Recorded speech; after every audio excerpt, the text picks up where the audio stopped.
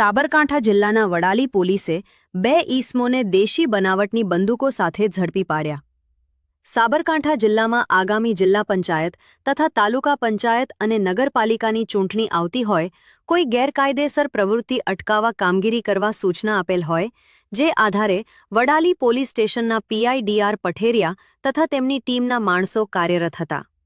Vadali police સ્ટેશનના police constable Nareshbhai Motibhai ને બાજરી મળેલ કે વડાલી પોપોટલી સ્ટેશન હદમાં મેઘ ગામથી કરુંડા ગામ તરફ જવાના રસ્તા ઉપર આવેલ ગૌચરમાં આરોપી મહેન્દ્રભાઈ માવજીભાઈ ડાભી ઉંમર વર્ષ 26 તથા રાકેશકુમાર સુરેશભાઈ ડાભી ઉંમર વર્ષ 32 બંને રહેઠાણ દામાવાસ તાલુકો ખેડબ્રહ્મા જિલ્લો સાબરકાંઠાવાળાએ પોતાના કબજામાં વગર લાયસન્સની ગેરકાયદેસર રીતે દેશી બનાવટની ફુલ્લીદાર બંદૂક નંગ 2ની કિંમત આશરે 10,000ની મળી આવતા બંને આરોપી વિરુદ્ધ વડાલી પોલીસ સ્ટેશન ખાતે આર્મ્સ એક્ટ મુજબ ગુનો નોંધી આગળની કાર્યવાહી હાથ ધરવામાં આવી છે.